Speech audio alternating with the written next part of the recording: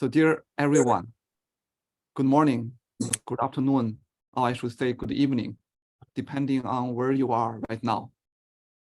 Thank you for attending this ACM SIGBED Distinguished Lecture Series. My name is Steve Liu. I am the chair of ACM SIGBED.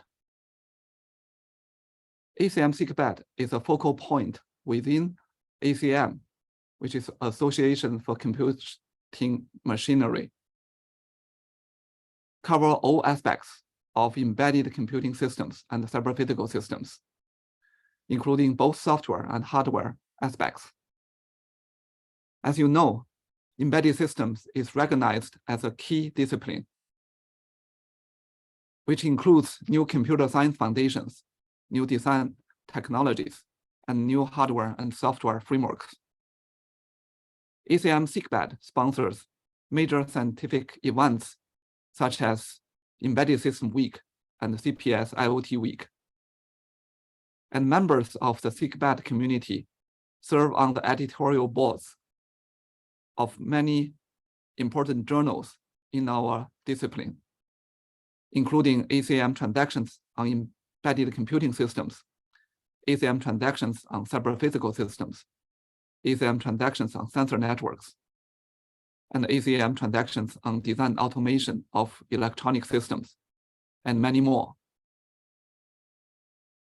Today, on behalf of the ACM SIGBED Executive Committee, I welcome you all to our SIGBED Distinguished Lecture Series.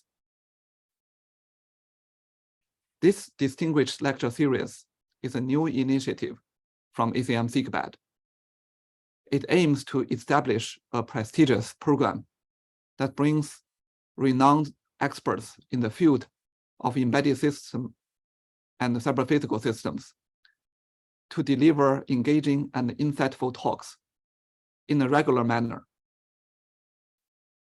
This series aims to foster intellectual exchange, promote cutting-edge research, and inspire the next generation of innovators and scholars like many of you who are attending today. The invited speakers, often leaders in their respective areas, share their expertise, research findings, visionary ideas, covering a wide range of topics. We hope the SIGBED Distinguished Lecture Series will serve as a platform for knowledge dissemination, encouraging collaborations and driving advancements in embedded systems. Today is a great pleasure and honor to have Professor Edward Lee from UC Berkeley to join us and give the inaugural speech on deterministic concurrency in cyber-physical systems. Professor Lee has been working on embedded software systems and cyber-physical systems for more than 40 years. He's a professor of the graduate school in EECS in UC Berkeley. His research is focused on cyber-physical systems. He leads several very famous open source software projects, which have very high impact. He's a co-author of textbooks on embedded systems, signals and systems, digital communications, and also philosophical and social implications of technology. Professor Lee has won numerous awards in his career. If I list them all here, it would take more than half an hour. So I can only mention a few today. Professor Lee is a fellow of the IEEE. He was an NSF Presidential Young Investigator. He won the 1997 Frederick Terman Award for Engineering Education.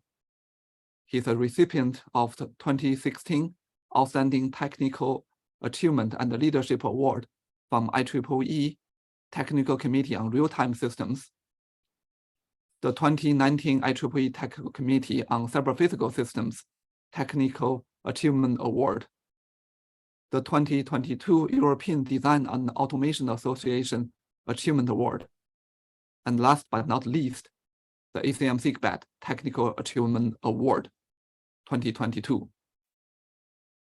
I know all of you cannot wait to listen to Professor Li's talk, so I will stop here and leave the stage to Professor Li. Professor Li, on behalf of ACM SIGBED, welcome. Thank you, Steve. It's a really great honor to be here, and I'm thrilled that you're doing this lecture series, and truly honored to be the first speaker in it. Let me share my screen, and hopefully you can see my title slide now. I once gave an entire 15-minute talk thinking that I was sharing my slides, and it turned out I wasn't. And it was, nobody mentioned it. It somehow I managed to engage the audience even without all the PowerPoint. It made me wonder really whether we need all the PowerPoint all the time. But anyway, hopefully you can see my slides now. So I don't think I need to introduce cyber-physical systems to the SIGBED community, but I think that the focus of my talk is on deterministic concurrency. And so I'd like to just point out where in cyber-physical systems concurrency exists. There's obviously concurrency intrinsic in any cyber-physical system because of the concurrent operation of the computational fabrics, the embedded systems with the physical plant. But increasingly, these systems are also networked and involve multiple computers that are interacting over a network fabric as well as through the physical plant. And so the complexity of these systems is really pretty substantial. And the major challenge is integrating these complex subsystems and getting reliable, repeatable, and testable behavior. Now, deterministic concurrency is actually a really old topic, and it's been studied at least since the 1970s. But interestingly enough, and for reasons that I don't really completely understand, it seems to remain a fairly niche topic. These deterministic mechanisms get used in very application-specific ways and are not used so generally. And non-deterministic methods dominate even today, despite this long history. So I'd like to try to explore both why that is and also what the pitfalls are with the currently popular non-deterministic mechanisms. So let me start with the pitfalls. Okay, so there's a few very popular techniques. Many of them are probably used pretty intensively by people who are here listening to me talk. Anybody who uses ROS, for example, the robot operating system, is using a underlying publish and subscribe fabric. But there's many other publish and subscribe fabrics out there. Let's look at what happens with PubSub. Well, PubSub is a very simple abstraction, and it's a very easy to use abstraction. And I think that's one of the things that makes it so appealing. The idea is you define a topic, you give the topic a name, and software components in the system publish events on the topic. And without having to particularly know who the subscribers are, other components which are subscribers get notified of updates to these topics. So message handlers get invoked in the subscribers, but the problem here is that there's really no ordering guarantees. And let's look at a particular study that was done by Soroush Bateni, who was then a PhD student at the University of Texas at Dallas. And I started collaborating with Soroush several years ago. And then he joined my group as a postdoc, and now he's at Apple. But he did this study while he was at Dallas. And he took a look at a very popular open source autonomous driving software stack that's built on top of ROS 2. And it's called AutoWare.auto. And the particular picture that's shown here, well, actually the several pictures are actually from this open source distribution. And it's a fairly complicated component architecture with a whole bunch of publish and subscribe interactions. And Soroush zeroed in on a particular part of this, which was an interface between the simulation engine, which in this case was a vehicle simulator called LGSVL, and the behavioral planner. And he found that rarely, but occurring with fairly good predictability, the behavioral planner would get into a mode confusion scenario where the behavioral planner would think that the vehicle was in reverse but moving forward, or was in forward gear but moving in reverse. And the way that it got into this kind of mode confusion scenario was simply a consequence of the non-deterministic ordering of notifications that can occur in a publish and subscribe fabric. Now, if you think about it, if the vehicle is actually in forward gear and is moving in reverse, that could be an indication of a very serious fault that has occurred in the system, or that possibly there's been an accident, and perhaps the vehicle should deploy the airbags or something like that. But in this case, this scenario is arising simply because of the non-deterministic ordering of publish and subscribe messages. In Soroush's experiments, he found that this mode confusion occurred really quite rarely. And in his opinion, the rarity of this occurrence made the problem worse, not better, because it makes the problem unlikely to show up in testing, which means that in the design of the behavioral planner, you're unlikely to, you might not even think of the possibility of this mode confusion occurring. And so you might not design the software to handle this mode confusion in any sort of reasonable way. To the credit of the designers of AutoWare.auto, they did, in fact, anticipate that this could occur. And they had put quite a bit of effort in the design of the behavioral planner to effectively ignore information that was inconsistent in this way. But the risk, of course, is that these occurrences could simply go unnoticed by the designers, and systems could get deployed that could give you very unpredictable behavior. So Soroush then ported the entire AutoWare.auto stack to lingua franca. This is the software is written in Python and mostly reused the existing open source software and just created wrappers around it. And I'm going to be telling you a little bit later about this lingua franca framework that he ported it into. But for now, all I really need to tell you is that this mode confusion doesn't occur in lingua franca, that it's by the semantics of the language, the order of message deliveries is well defined in the semantics of the programming framework. So when you're using ROS2, you need to be aware of the fact that there is no semantics to the order in which messages are delivered, and that can complicate the design of systems pretty significantly and can create some pretty significant risks. So let's look at another class of very popular techniques. So service-oriented architectures like gRPC, Bond, Thrift, Adaptive AutoSAR.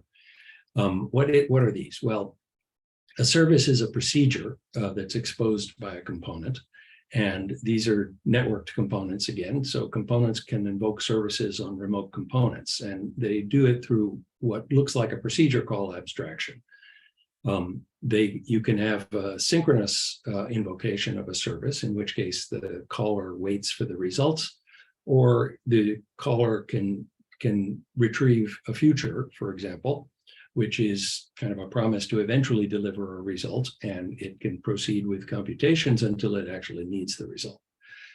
Service invocations are typically mutually exclusive, but once again, there's no ordering guarantees. So another very talented PhD student that I have been working with for several years is Christian Menard. Christian works in the group of Jerónimo Castrillón, who holds the compiler construction chair at the Technical University of Dresden in Germany. So Christian led a project where they took one of the examples that's distributed as a sample application from Adaptive AutoSAR and identified a particular problem that was really quite similar to the problem that Soroush identified. So this was an emergency brake assist system, and he found that once again, you could get non-deterministic behavior due to the lack of a semantics of associated with the order in which services are invoked. And you might think, well, okay, emergency brake assist, well, maybe that's a particular special case of a problem where, you know, that if you're at all in doubt about what you should do, perhaps you should just apply the brakes, right? It's always safer to stop than to keep moving if you have any doubt about the system. Well, this is a video that was taken on the Oakland Bay Bridge in November of just last year, where a Tesla just inexplicably decided to move into the left lane and stop. And it created quite a pileup. And so it tells us that you really, you don't want to design systems that are going to just have safety events that they fall back on, just that could be triggered from random events in the software. Now, of course, we have no idea, and Tesla is not going to tell us, of course, what actually caused the vehicle to stop here. So it would be complete speculation that it had anything at all to do with service-oriented architectures. But my point is that it can be really hard to design systems and make them safe. And if your software doesn't have a clean semantics to the order in which events occur, it's going to make it much harder to make the system safe. So let's look at shared memory systems. So these are actually pretty commonly used. There's not a lot of software infrastructure supporting them. I mean, the basic underlying mechanisms that are very widely used are just threads, which are sharing memory. But there is a principle that is really quite popular, and often, particularly control system engineers cling to this principle. And the principle seems perfectly plausible and perfectly defensible, which is that you should always use the most recent data. So if you have a bunch of components distributed across a network and they're all looking at, for example, some sensor data, always just use the most recent sensor data. This principle is very widely used in embedded system design, and it's potentially seriously problematic. So you might remember the cases of possible unintended acceleration that occurred with Toyota vehicles a few years ago, and it turns out that the Department of Transportation in the U.S. commissioned NASA to do a study of Toyota software to determine whether the software in the vehicles was actually causing this unintended acceleration. And the NASA team that looked at the software was actually unable to identify a smoking gun. They didn't find a particular flaw in the software that could have led to unintended acceleration. But what they did find was that the software was very much based around this principle of always using the most recent data. And their conclusion from looking at the software was that the software was untestable. And the reason for that is primarily that what is the most recent data is not consistent across a distributed system. And the alignment of the data that you're looking at can vary from component to component. And so you can have components in the system that have a completely different view of the state of the system, even though they're all looking at the same data in principle.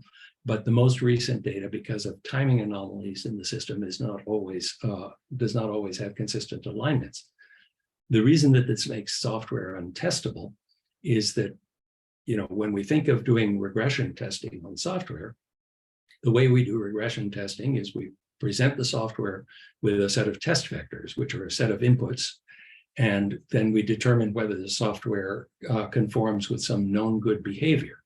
And the problem with using this principle is that there isn't a single known good behavior. There's actually an infinite number of known good behaviors because they're all consistent with the way the software is designed, and you can't possibly test for all of them. And no matter how much you drive the cars on the vehicle, on the roads, to do testing, you're not going to be able to comprehensively cover all of those possible behaviors.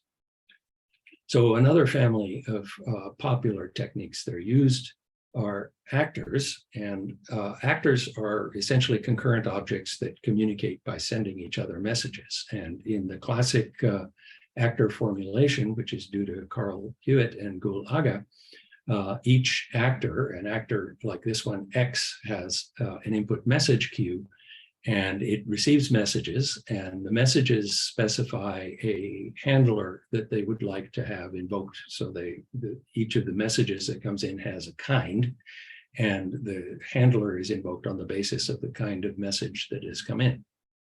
But once again, with this formulation, there's no semantics in the system to the order in which messages are handled, and the order in which they're delivered to the message queue can be non-deterministic. It can be determined by networking effects and so forth.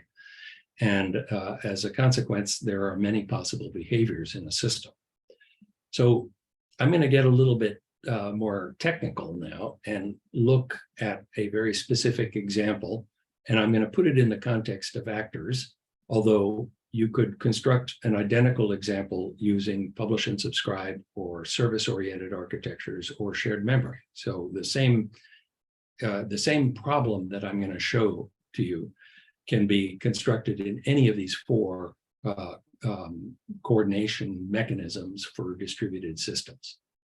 So let's consider a very, very simple actor that just has a single state variable. It's an integer valued state variable that has an initial value 1, okay? And it's got two message handlers. The first message handler is called double, and it simply doubles the value of the state variable. And the second message handler is called inc, or for increment, and it takes an argument, and it simply increments the state variable by some amount. And then it prints the result of that increment operation. Okay, very simple service that's provided. It provides two services, double and increment. Now, let's design an actor that uses this service. So this, by the way, the style in which this is written is very similar to, it's kind of a pseudocode inspired by Aka and by Ray, which are two quite popular actor-oriented frameworks. So we have an actor that will create an instance of the foo actor, and then invoke its double service, and then invoke its increment service passing argument 1.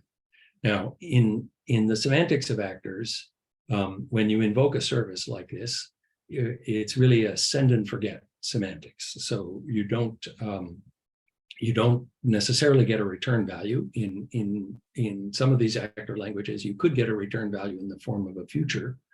But in this particular case, there is no return value. So now we have a composition of two actors where the main actor, bar, sends these messages to foo. And so I asked the simple question, well, what is printed?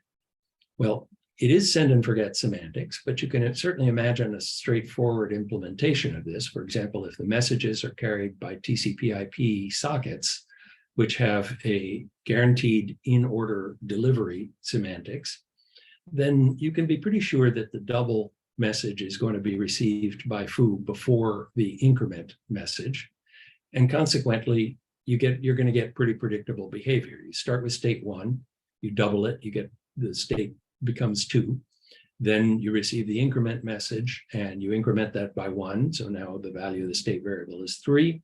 And what is printed is the number 3. Okay, so but let's elaborate a little bit. Suppose that we have an intermediate actor that is just a pass-through actor. So it's going to be given an instance of the actor foo, and it's going to invoke its double service, okay, by sending it a double message. So now the composition looks like this. The main actor, instead of directly invoking the double service, it invokes it through a third party, BAS. Okay, now the question is, what is printed? And the issue now is that even if you're using TCP/IP, which does in-order guaranteed delivery, there is no assurance of what order foo is going to receive the double and increment messages.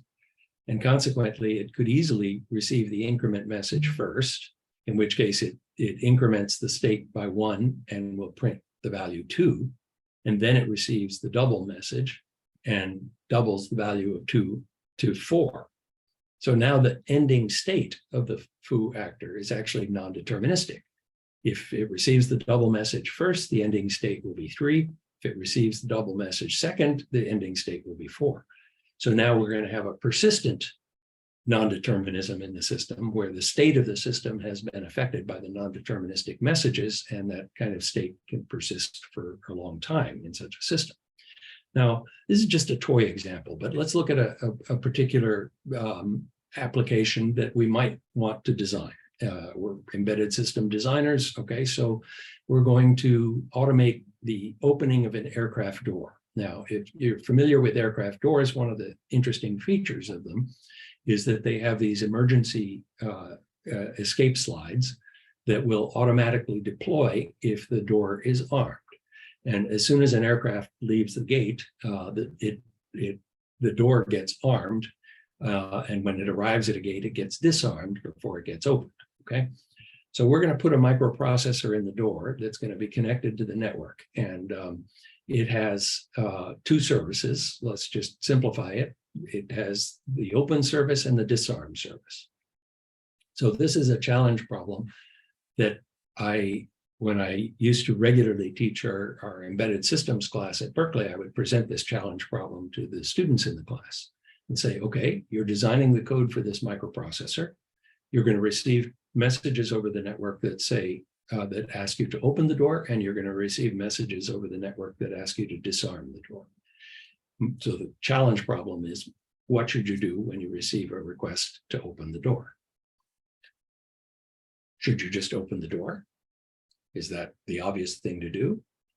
Well, let's look at a possible architecture that you might actually try to deploy in such an aircraft. Suppose that you wanted to automate the disarming so that for safety reasons, you would like to use an embedded vision system. And you have a camera on the outside of the door that is looking to see if there's a ramp there. And if there's a ramp, you disarm the door automatically. Currently, by the way, this is done visually. The flight attendant, when the pilot says disarm doors for arrival, the flight attendant is required to be looking out the window of the door and to not disarm the door until the ramp is at the door. Okay, only then is the flight attendant permitted to disarm the door. So you could easily imagine that particular mechanism being automated by an embedded vision system that is going to issue a disarm message over the network. Now, if you use PubSub, like you use ROS2, for example, to send messages to the door control, or you use message passing in the actor style, or you use service-oriented architectures, or you use shared memory abstractions. In all 4 of these cases, the door controller had better not just open the door when it receives an open message, because there is no assurance about ordering of messages here. And as a consequence, the cockpit control could, for example, issue both a disarm and an open, but these could arrive in non-deterministic order. So the question remains, what do you do upon receiving open? And the situation that you want to avoid is something like this. And the point that this example illustrates is that in a lot of applications, the order in which things occur is an extremely important feature. And ordering across a distributed system is very hard to enforce. In fact, it's even hard to define, because in a distributed system, the order in which events occur across the distributed system is actually at a fundamental physical level, not necessarily well defined. And as a consequence, how do you build a semantics across a distributed software system that gives a coherent meaning to the ordering of messages and enables you to design a system where the messages are, where the order of the messages actually has some semantic meaning.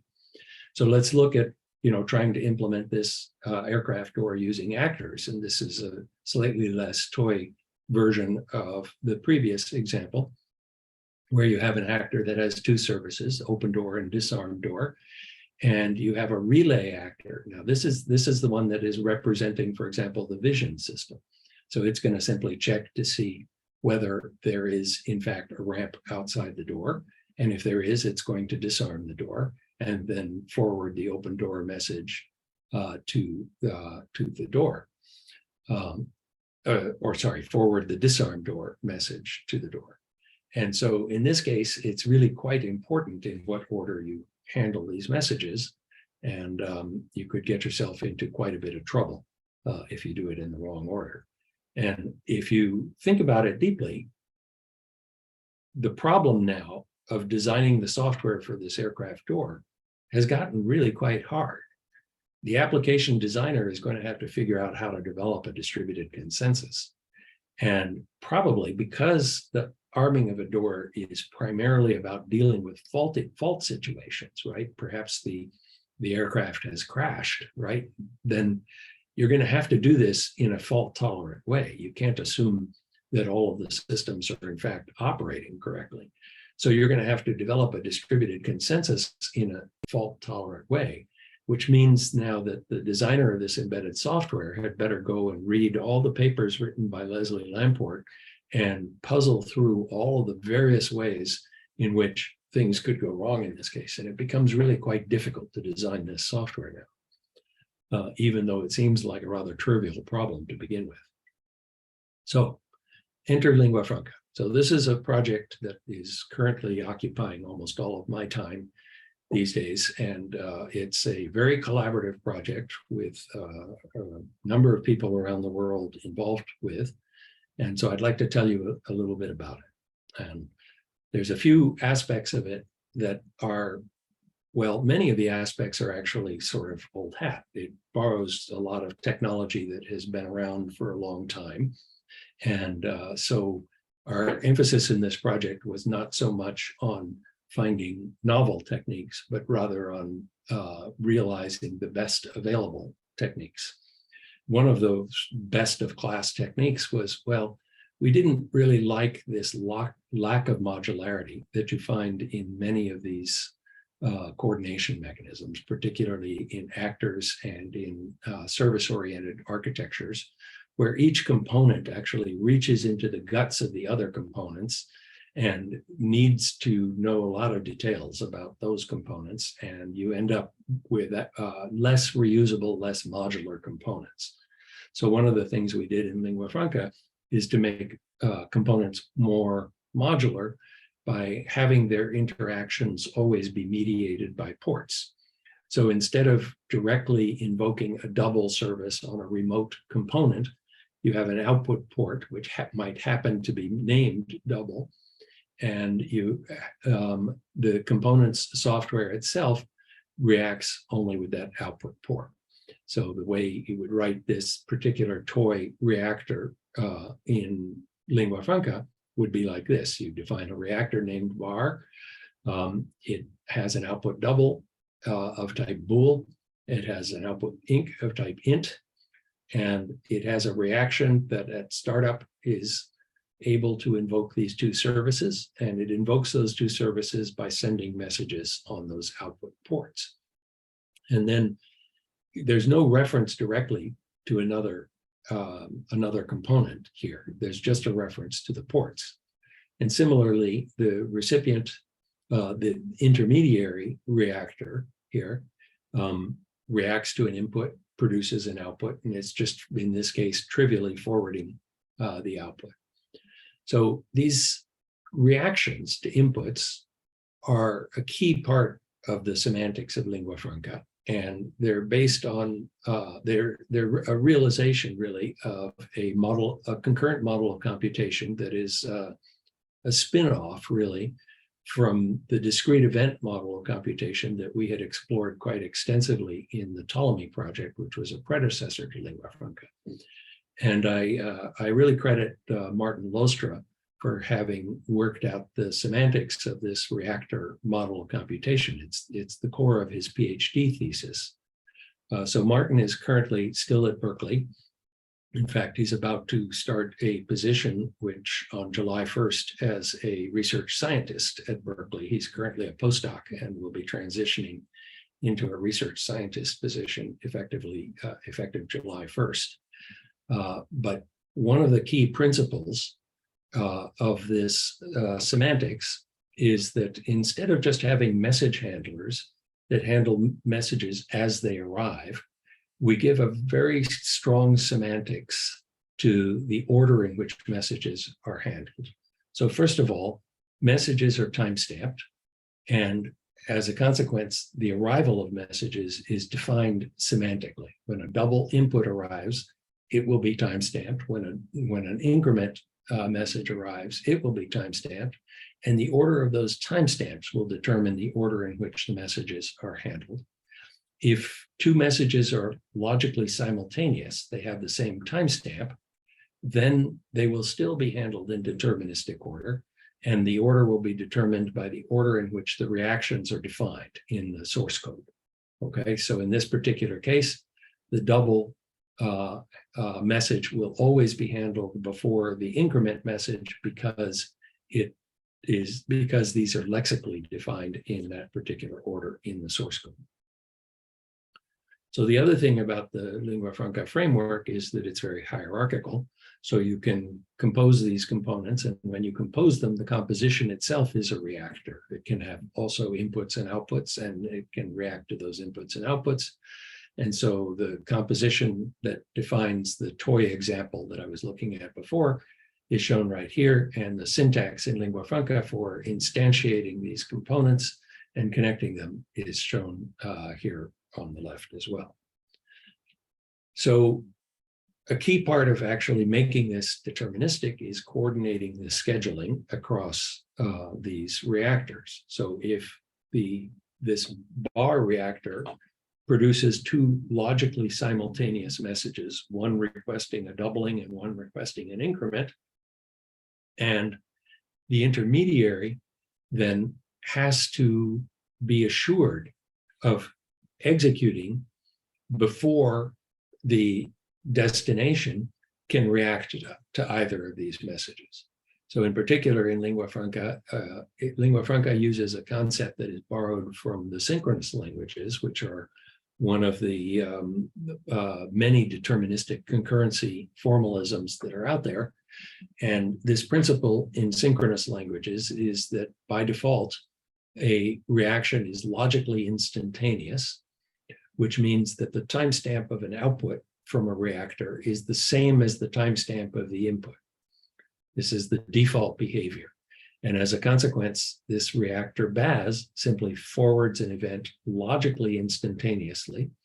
And consequently, the two inputs presented to the food destination are logically simultaneous and will be handled in deterministic order by the reactions in the order in which the reactions are specified. So scheduling becomes especially interesting when you don't know whether the intermediary reactor, this one BAS, may or may not produce an output, because now the absence of a message actually needs to convey information. So the absence of a message needs to be well defined. So this is a key principle in lingua franca, and the implementation of lingua franca is all about preserving the deterministic mechanisms that ensure that events are always handled in timestamp order, and that simultaneous messages are handled in deterministic order. Now, once you have timestamps, you can now use those not just as a coordination mechanism to preserve determinism, but you can also use them to connect to physical time and build real-time systems. So in lingua franca, we connect these timestamps to physical time through a variety of mechanisms. One very simple one is a timer. So this is a particular snippet of code from a test case that we looked at that was implementing a protection relay, which is a key component in a power grid scenario. So in this particular case, you have a timer that triggers every 1300 microseconds, and reactions are invoked at this rate. And this rate defines not just a sequence of timestamps, but also an intent to align those timestamps with some measure of physical time. So this way you can get some notion of real-time behavior into a system using these timestamps. Lingua franca also introduces a notion of a deadline, which connects the logical notion of time with the physical notion of time. And it gives you the ability to provide fault handlers for the situation where deadlines are missed. So this is these fault handlers to me are a particularly interesting feature of lingua franca because they actually make the program non-deterministic. In particular, the behavior of this program will depend on the accidents of network scheduling and execution times, because misbehavior of the network or misbehavior of a microprocessor that takes longer than expected to do something could cause a deadline violation. And as a consequence, whether the code body here labeled decision or the code body labeled deadline miss is invoked is actually non-deterministic in this program. For this reason, the deadline handlers are viewed in lingua franca as fault handlers. They're not the part of the core semantics of lingua franca. The core semantics of lingua franca is deterministic, but we provide these mechanisms that can be invoked when the deterministic behavior that you desire is unachievable for reasons that may include faults in the system. And consequently, you have this ability to insert fault handlers, and you have these specific requirements for what the correct behavior of the system needs to be. This particular example uses strictly periodic execution and fixed deadlines, but lingua franca is really quite good at handling aperiodic behavior and asynchronous inputs as well. But I'm not going to go into that right now. So in the absence of these fault handlers, as long as you don't get deadline misses, you get deterministic behavior from a lingua franca program. And you get deterministic behavior even if the program is executed in parallel. And in particular, this in lingua franca, you can, for example, specify that a source broadcasts messages to a bank of reactors, which can then all execute in parallel because there's no dependencies across these. And so you can make effective use of multi-core machines while preserving determinism. The syntax and the particular syntax used in lingua franca is due to Christian Menard of TU Dresden, again, is really quite scalable. You can create pretty large systems with pretty compact syntax and get quite a bit of parallelism in your programs without sacrificing determinism. Now, you might think that determinism, in order to get this deterministic behavior, you would have to pay a performance cost.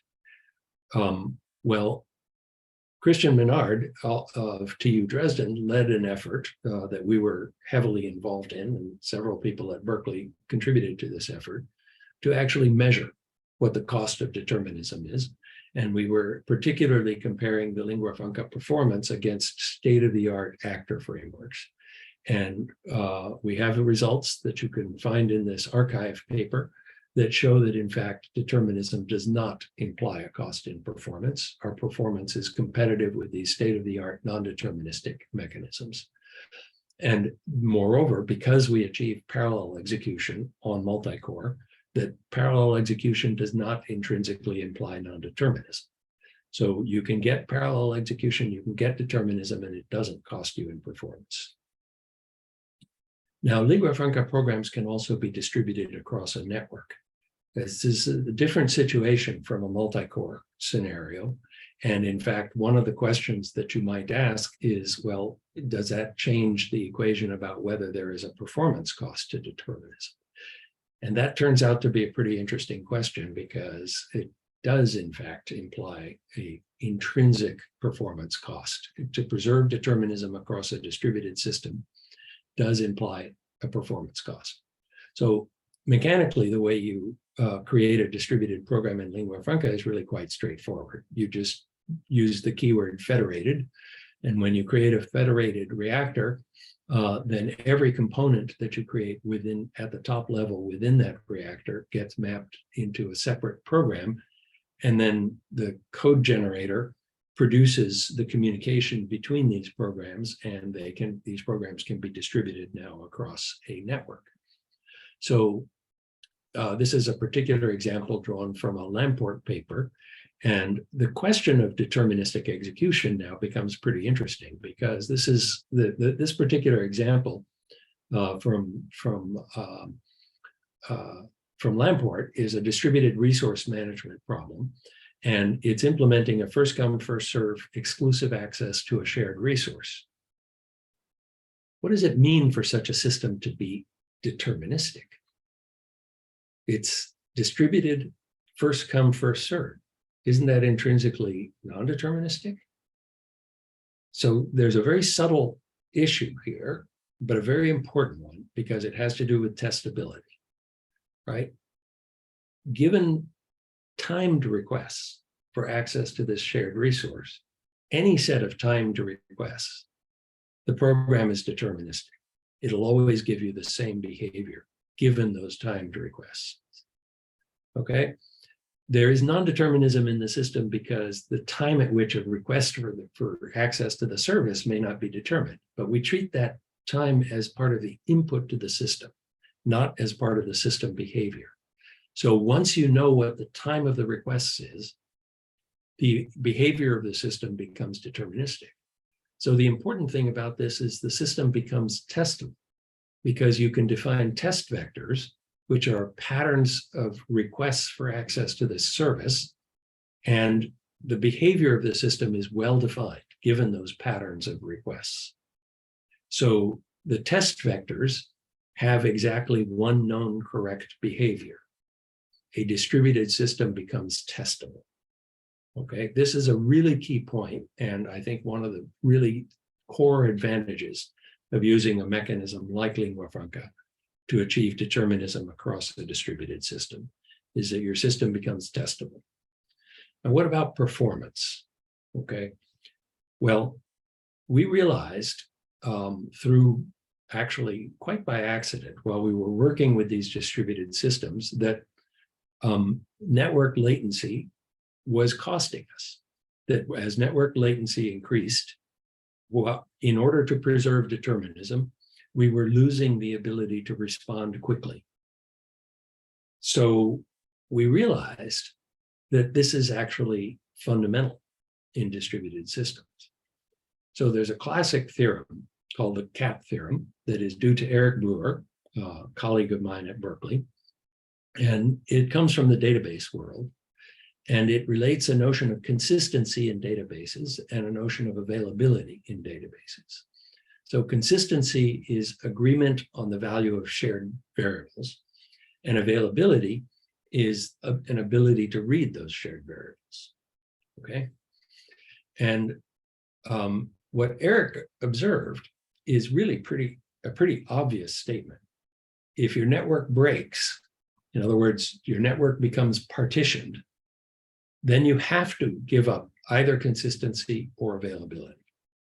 So in other words, if my network is broken and I want to read a shared variable, I can either not respond to the read, in which case I give up availability, or I can respond to the read with the most recent value that I know, in which case I have no assurance that that value is consistent with anybody else in the network.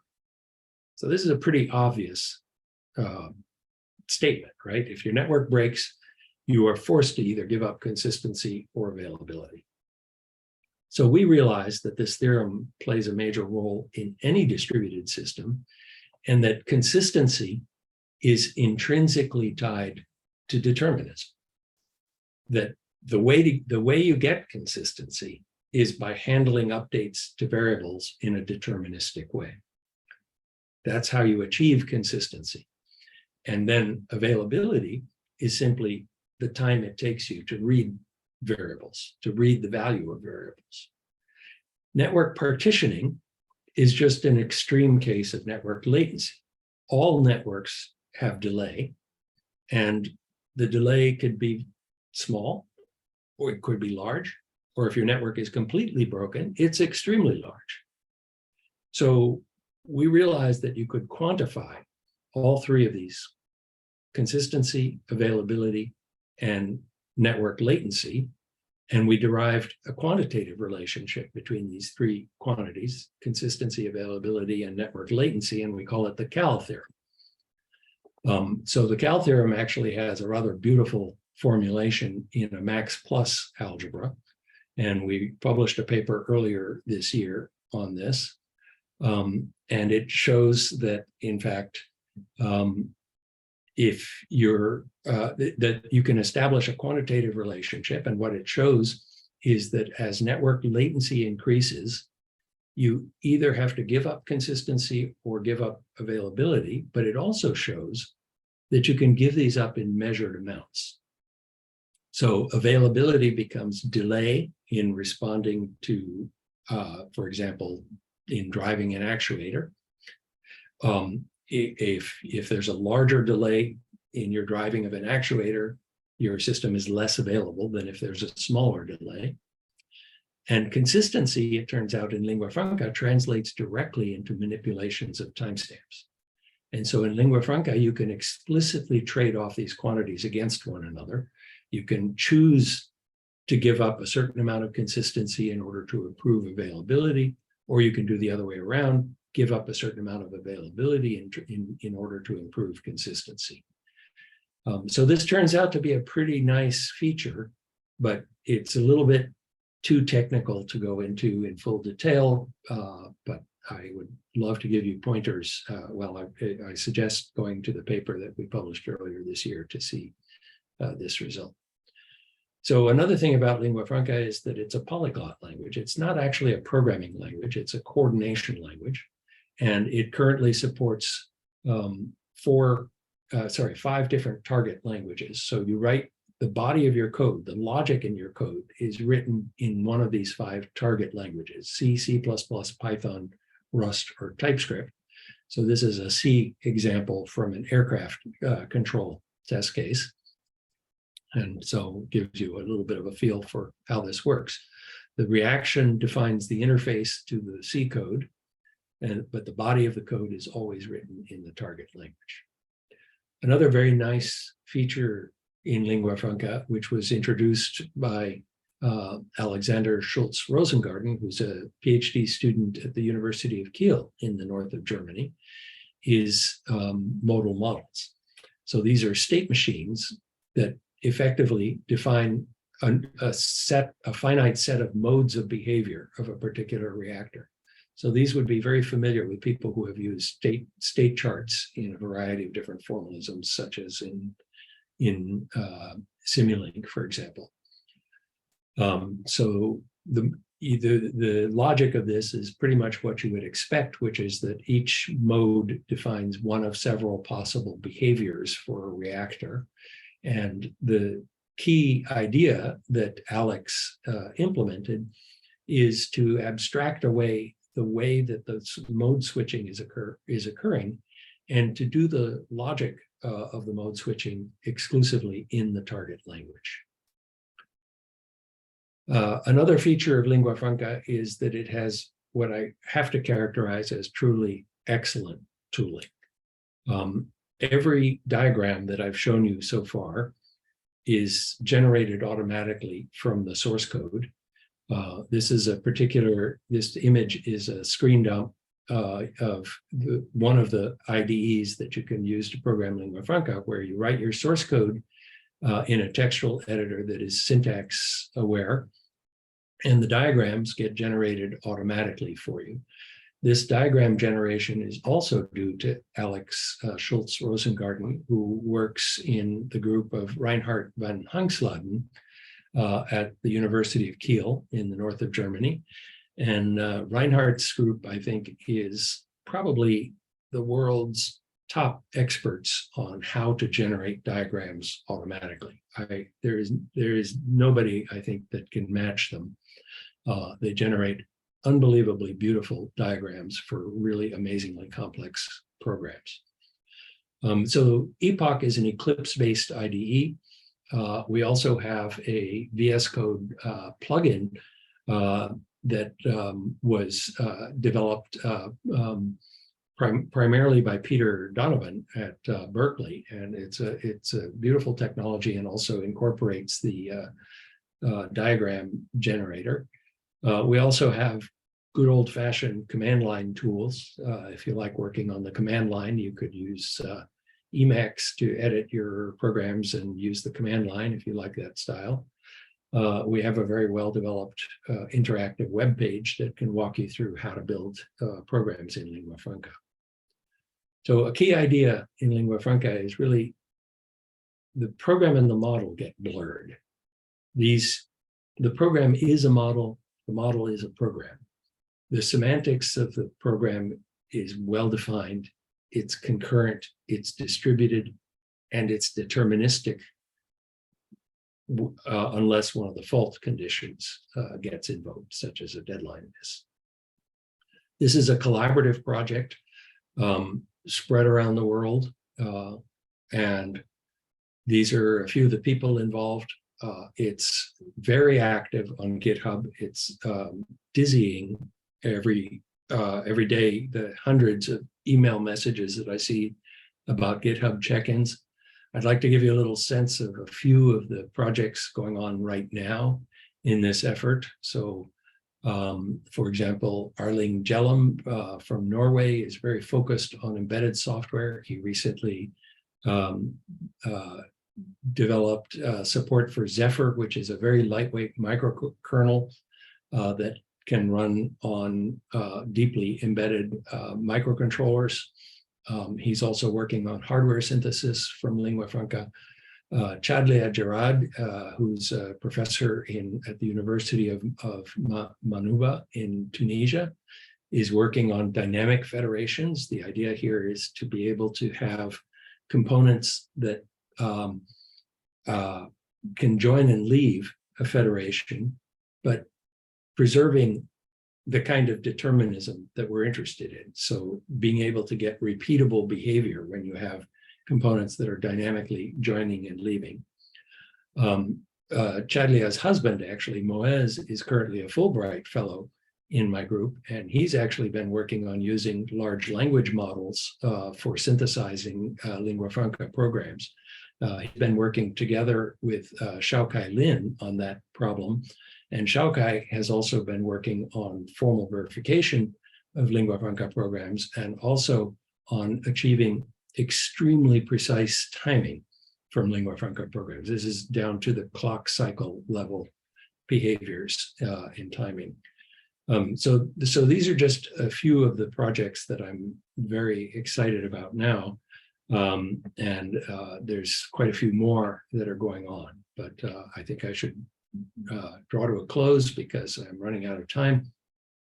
So in conclusion, these popular techniques, which are very convenient to use. I mean, ROS2 is extremely convenient, but publish and subscribe is, in my opinion, fundamentally problematic and really shouldn't be used in any kind of safety critical system unless you're really extremely careful to mitigate the effects of the non-deterministic interactions.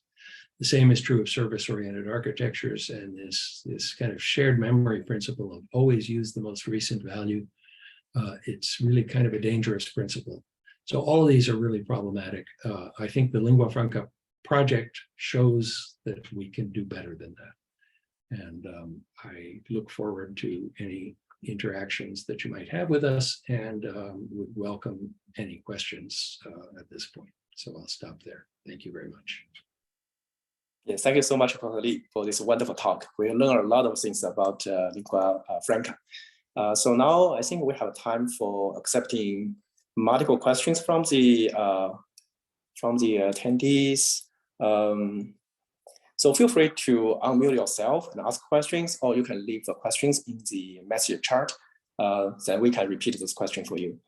So from the current message chart, we already have multiple questions. This first question is from Daniel. Daniel, you wanted to ask a question yourself, or you want me to repeat the question for you? You can unmute. Okay, can you hear me? Yeah, we can hear you clearly. Sorry, I'm switching modes. Give me 1 second, please. Sure. I guess my question is essentially, I understand the synchronization problem in terms of getting consistent timestamps on distributed sensors. But then the question for me becomes, let's say you could solve that problem or to a reasonable level. What is the choice between using data that might have been taken earlier, basically taking the data in at the time that it was sampled rather than when it actually arrives at the server? Okay, and I know when it arrives at the server, it's more deterministic, you know that, but the question becomes, it might be useful to know, to take the data, that is most recent, or again, that there's, but it seems like the time that the data is sampled is a very important factor. Yeah. Anyway. Yeah, I get your question, and it's a very good question. So I want to emphasize that the time at which a message arrives from a remote source is not what determines the order in which it's handled. What determines the order in which it's handled is the timestamp, which is conveyed along with the message. Oh, so, okay. So the timestamp does in fact come from originating source. That creates an interesting problem, right? Because if you suppose you have a component that is receiving messages from two distinct remote sources, okay? And those two distinct remote sources are both timestamping their messages remotely, and they might be timestamping those messages using their local physical clocks, right? So they take a sensor reading, they timestamp it using a local physical clock, and then they send it to the server.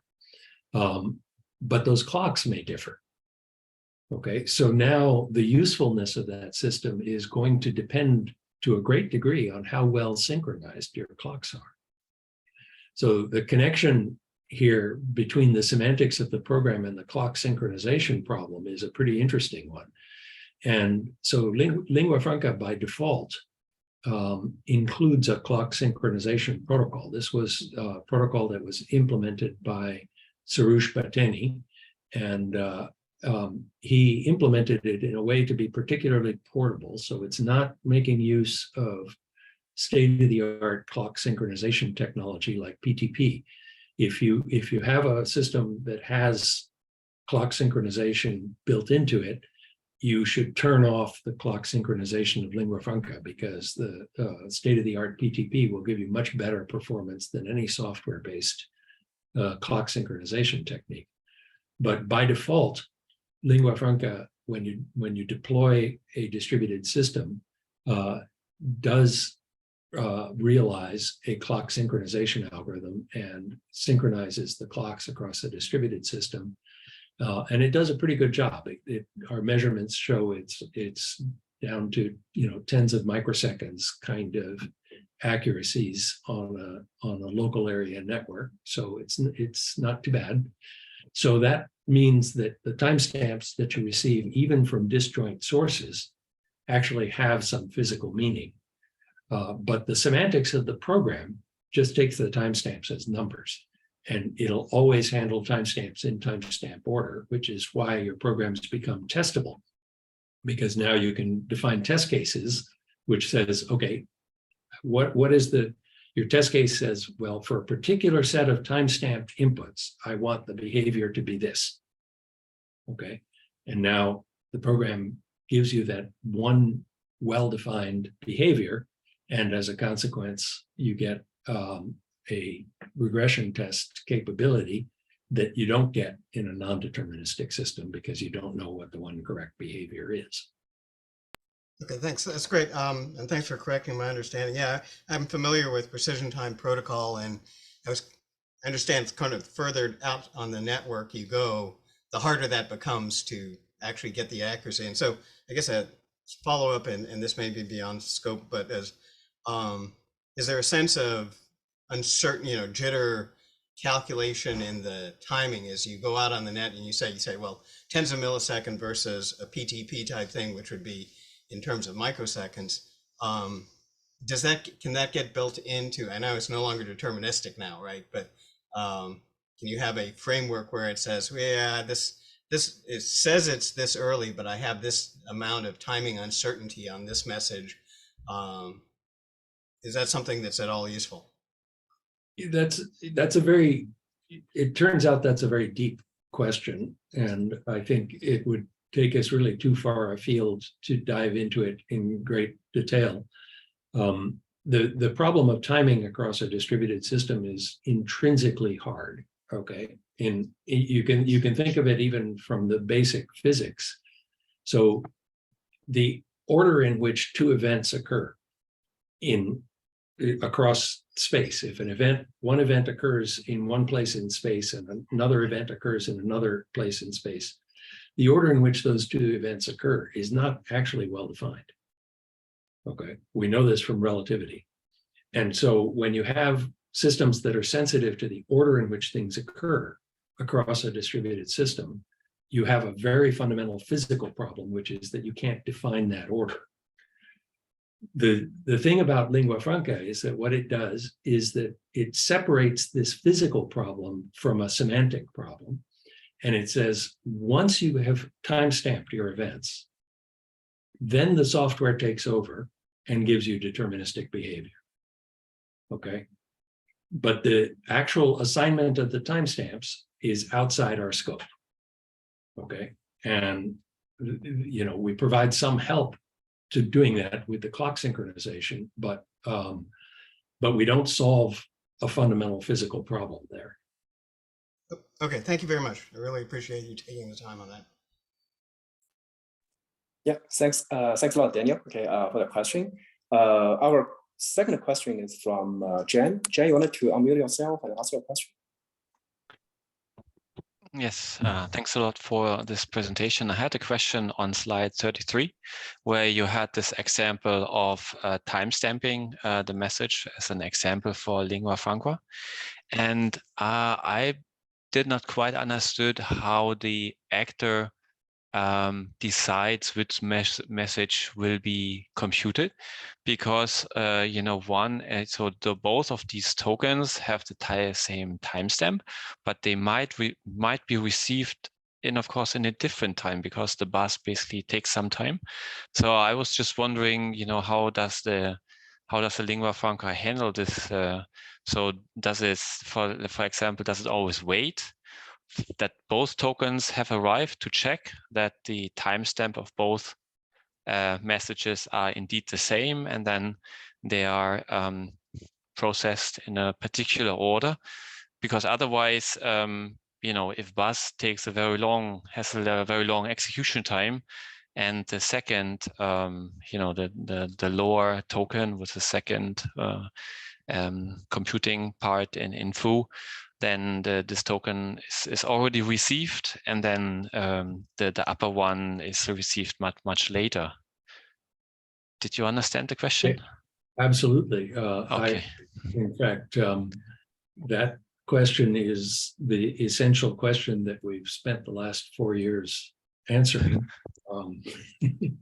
because it's hard, and there's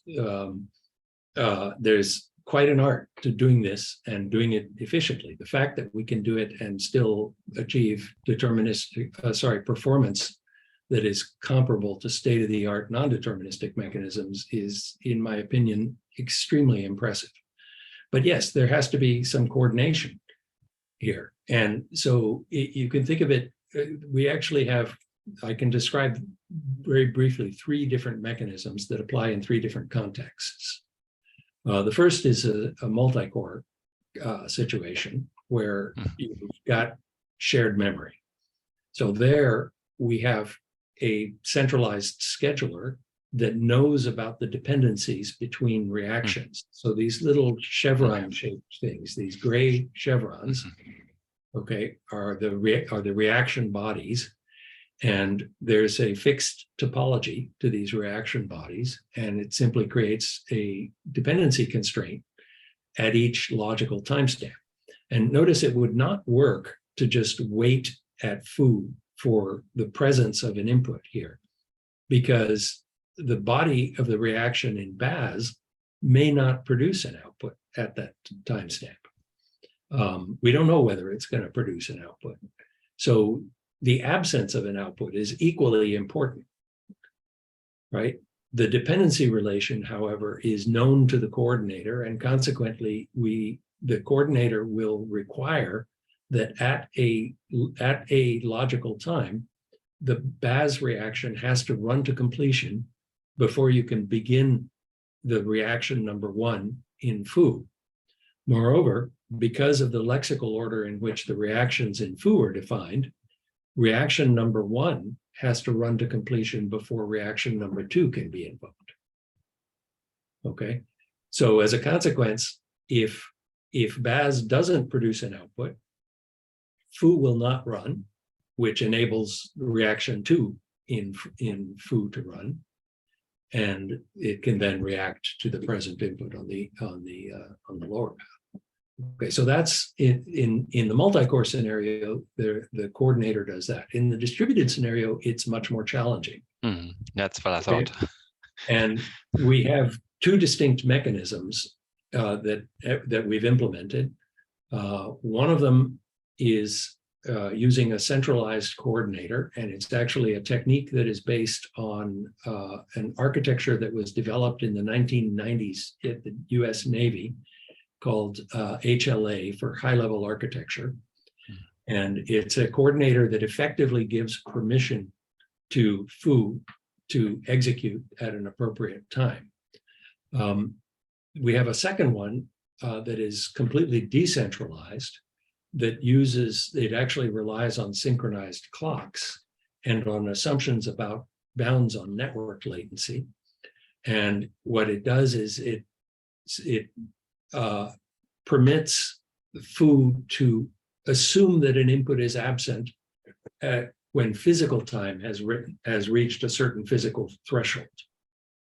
Okay, so this technique is one that we first published back in 2007, and then it got reinvented in 2011 at Google, and it became the core technique behind Google Spanner, which is a globally distributed database.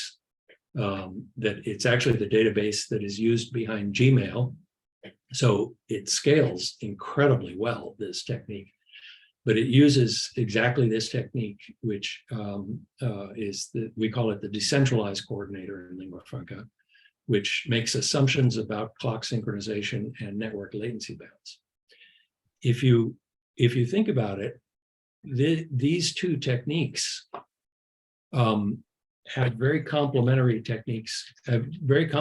consequences with respect to the Cal theorem. Okay, the centralized coordinator always maintains consistency, no matter what your network does, which means that it could become very slow. If your network breaks, your system becomes unavailable. The decentralized coordinator always maintains availability, no matter what your network does.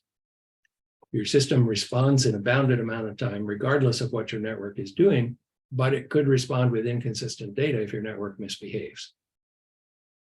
Okay, which of the 2 to do is application dependent? You can't know until you talk about the application, which is the right answer.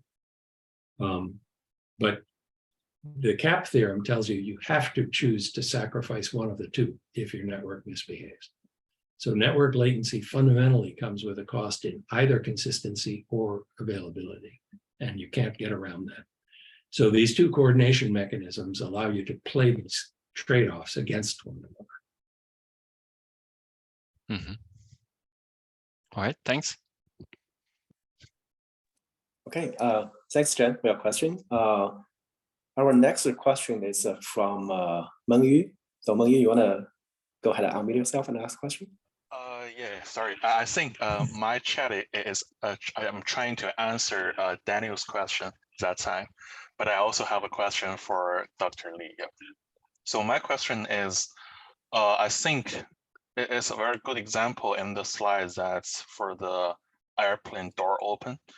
And I just wonder whether lingua franca, the specification you want to satisfy in terms of determinism are constrained to first order logic, or it could be extended to more complex logic, since like in practical, maybe we need more rich expressness for the properties we want for the distributed systems or other systems. Yeah, that's an excellent question. And I think that connects very strongly to the verification effort that my PhD student, Xiaokai Lin, is working on. And this is collaborative work with my colleague, Sanjit Seshia, who is an expert in verification and particularly verification of real-time systems. You're absolutely right that there's a very rich set of possible correctness constraints that you may want to put on a program. And I think we have explored a limited set of possibilities, okay, so far. And I don't know exactly where the fundamental boundaries are there. But I think, so, the short answer to your question is, yeah, we can get past first order logic in certain simple examples, but how far we can go, I really don't know. Okay, yeah, thank you.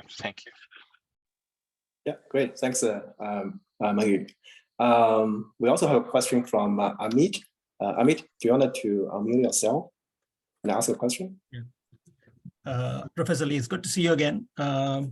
So my question is upon sort of reflecting upon your actor-based modeling of the door controller. So don't you think it's a shortcoming of your modeling that, if you look at the code, if you go to slide 24, the intention is that after disarming, you open the door, but you don't model that intention anywhere in the code. So you don't capture the semantics of the messages. And you could capture the semantics of the messages by having disarm, generate some information that you send in the open, so that even if disarm is lost or delayed, when open is received, the controller knows exactly what to do. So if you model the semantics of the messages, then you wouldn't need to bother with ordering at all. So what do you think about that?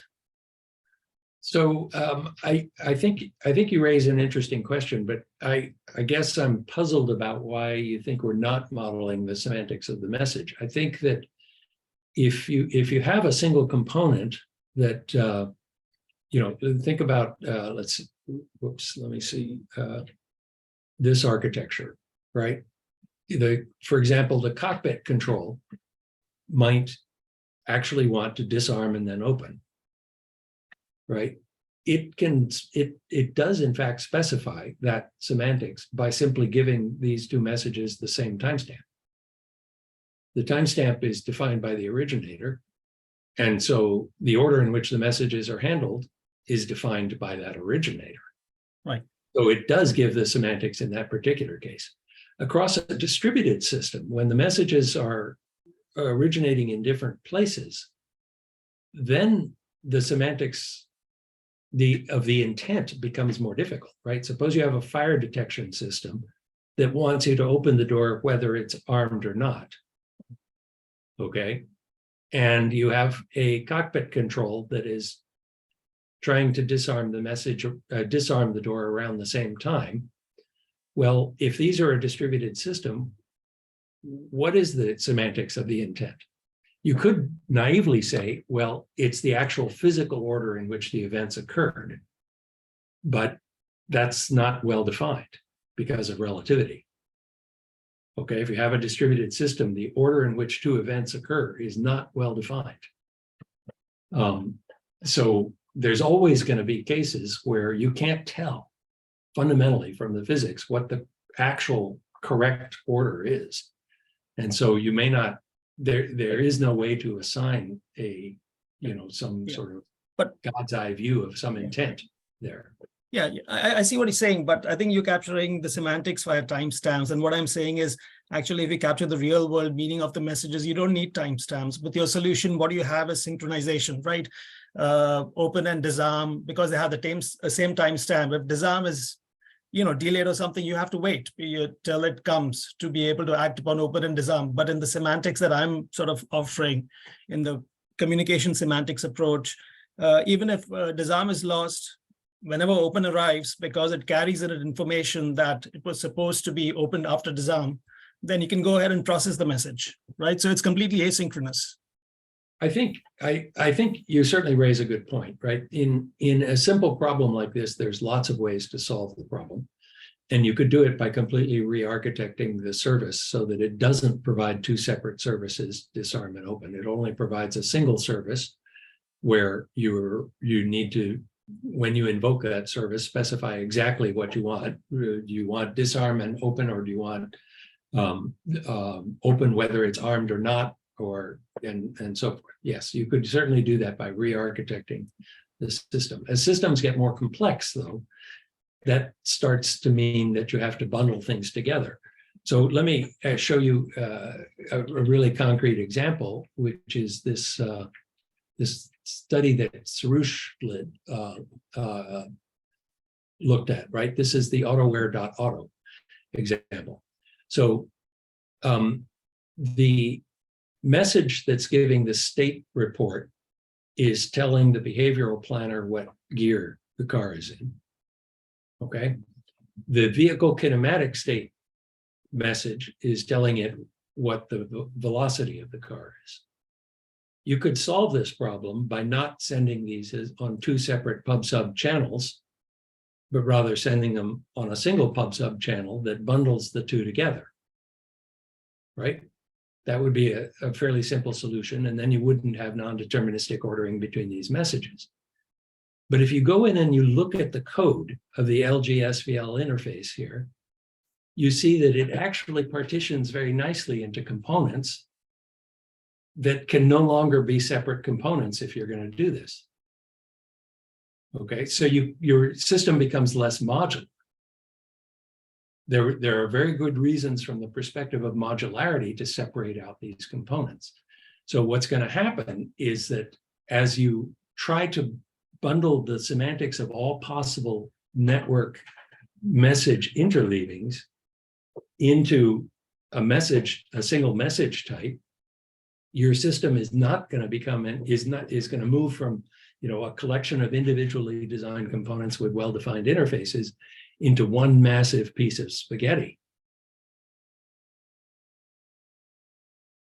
So I think that there's trade-offs there, of course, but I think that timestamps, in my opinion, give you a much better way to get a modular decomposition of systems and to define the semantics, even in the presence of this modularity, as opposed to having to force your components to all be sort of rammed together into single components. But I think your point is well taken, which is that there's always other ways to solve these problems. Yeah, I think this is a great discussion. So I mean, I'm sure, okay, you will follow up with Professor Lee offline, so you have more discussions. So due to the time limit, we will have two last questions, right? So the next question will be from Abraham. Abraham, you wanted to unmute yourself?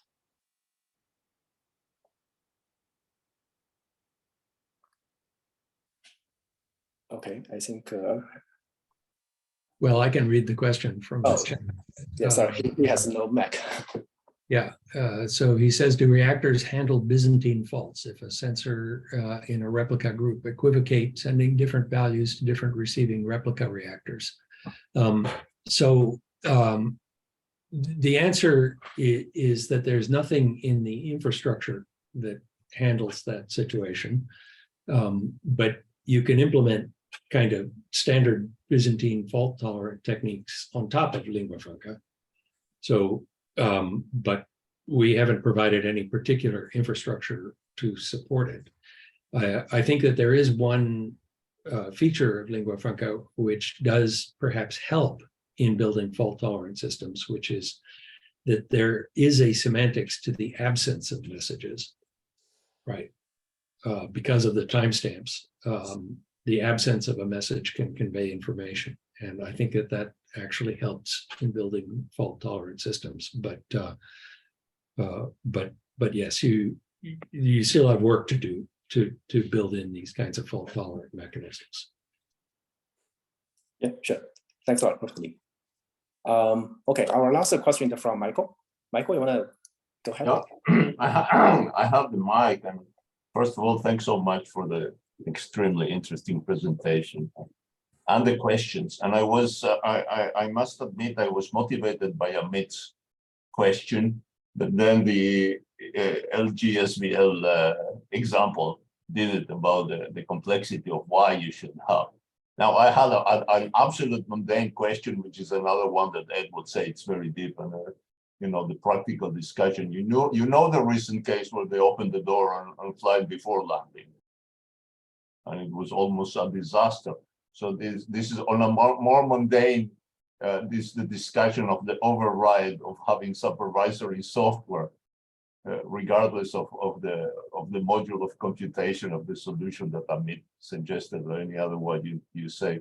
Wouldn't that be preferable to having the manual opening that was possible? That's just a practical, mundane safety question. Yeah, that's very interesting. So the paper that Amit wrote looks really interesting. Thanks for the pointer on that. Yeah, that's great. Yeah, thanks, Michael. And thanks everyone, okay, for all the questions. I know, okay, you have more questions for sure, but due to the time limit, right? So we have to stop here. But I'm sure, okay, Professor B will be very happy. You can send the questions, right, through email to him, and he will be very happy to answer all your questions. I think that will inspire a lot of future research and collaborations. So with that being said, okay, I wanted to ask everyone to join me to thank Professor Lee again for joining us today and give us this wonderful talk. So we really appreciate you give us this wonderful talk. Thank you, Professor Lee. Thank you all, and thank you for the great questions.